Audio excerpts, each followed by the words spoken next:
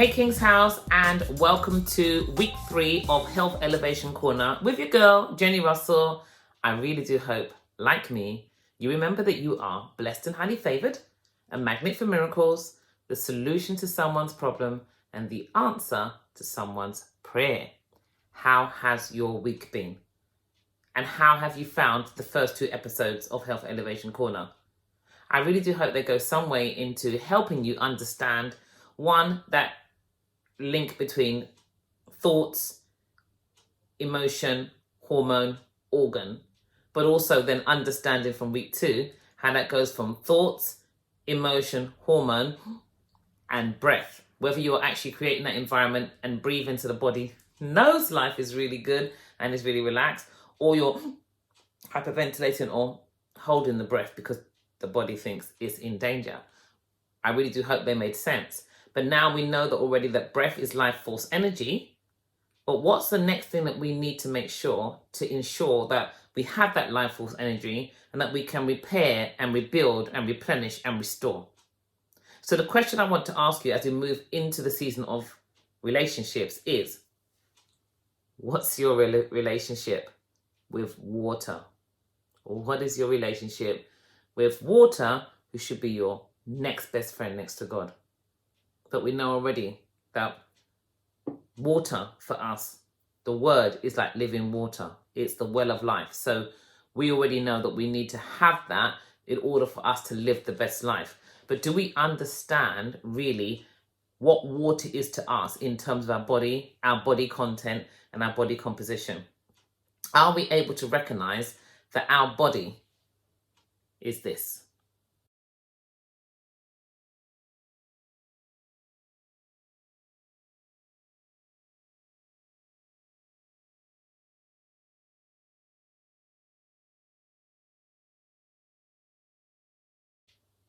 So the brain, 74.5% water. The blood, oh, the blood that washes over me, 83% water. The kidneys, detoxifiers of the body, flushing out toxins, are 83%. The liver, detoxifier of the body, the only organ that can reproduce itself, 86% water. The connective tissue, the stuff that holds everything together, that we want to be nice and pliable and we don't want it to be sagging in life, 60% water.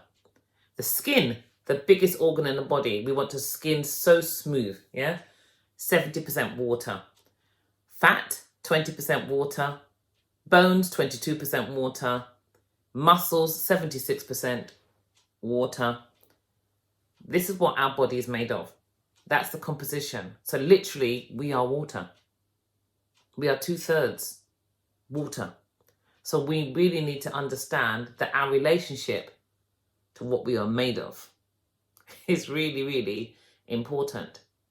And did you know the best way to drink water, or to take water in small amounts? You don't have to take big amounts, so don't overload the bladder and drown yourself. And I can hear some of you going, but I can't hold my bladder if I drink too much. Don't. This is how you're supposed to drink water.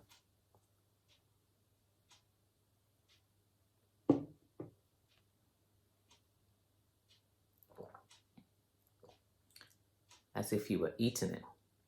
We are supposed to eat our water and drink our food. And by that I mean, as I move that water around my mouth, I've got the enzymes inside the mouth. I'm creating a cephalic response if I'm doing it before I'm eating. I've got the enzymes going in the mouth, and so the water goes down into the system, and all I need to do is stop my body from becoming dehydrated. That way, at the cellular level, but we are trillions and trillions of cells, every cell in the body is hydrated to the point that it's able to do its job to repair, restore, rebuild, and refresh. We are able to have a youthful, pliable, good, strong complexion. We don't have to have sagging skin.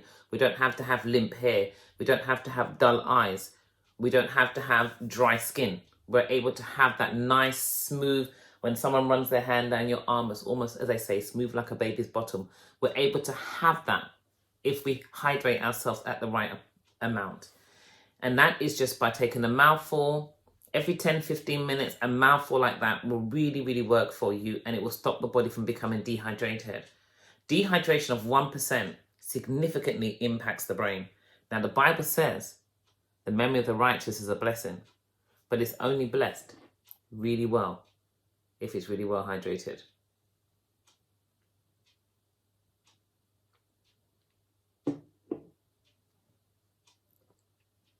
That's what we need to do.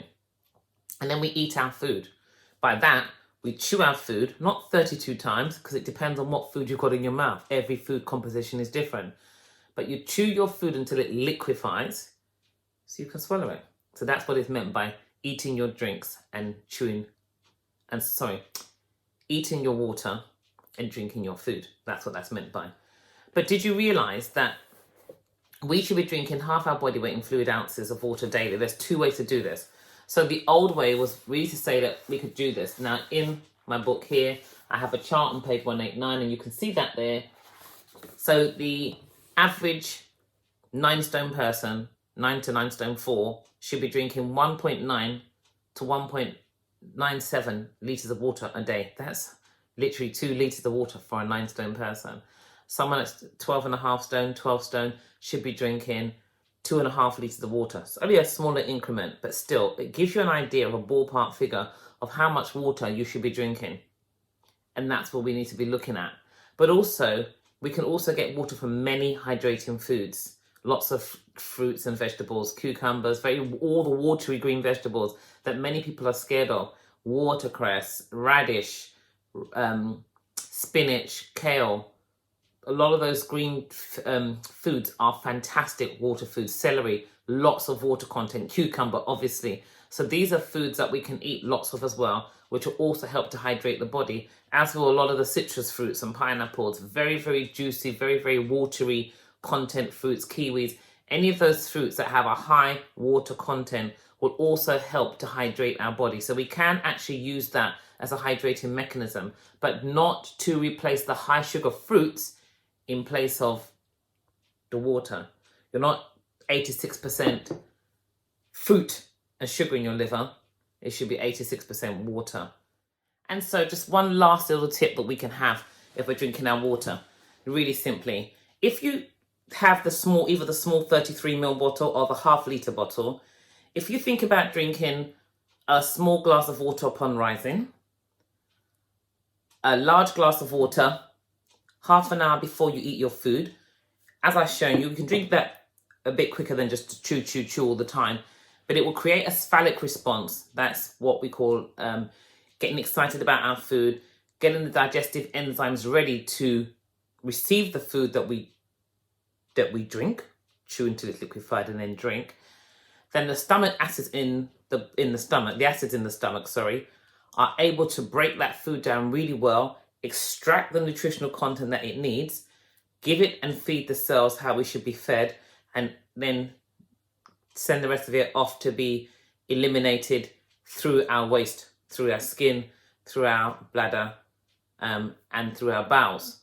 So you can do that, and if you're having 3 meals a day, and you're drinking just before you wake, and you're sipping every 10-20 minutes, then you'll find that drinking 2 litres of water, 2.5 litres of water per day is actually really quite manageable. So try that, see how you get on.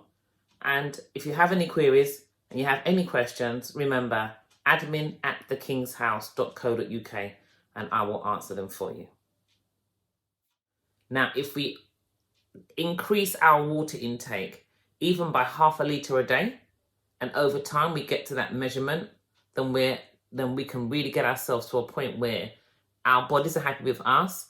We're able to have the vitality, the energy. We're able to cognition, think sharp, be creative. We're able to do so many things because the body can do that. The connective tissue, the ligaments and tendons that cross the knee joints, cross the elbow joints, cross the shoulder joints, allow us to be able to lift and push and pull and squat and run and jump.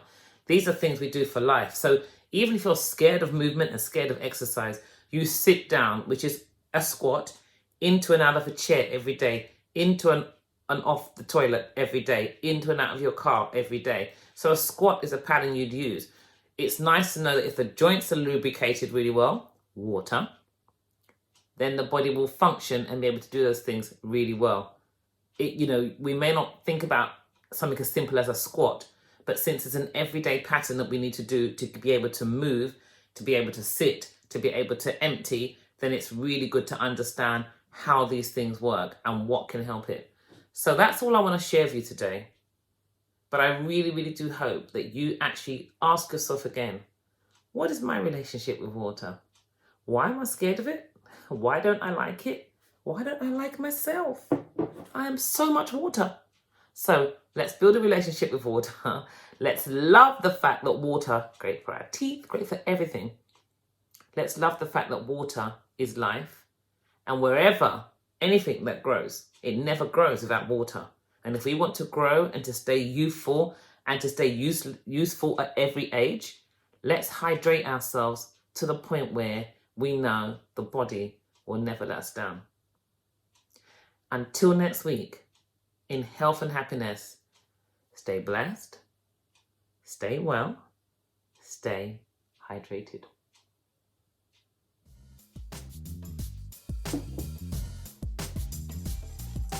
Stay blessed.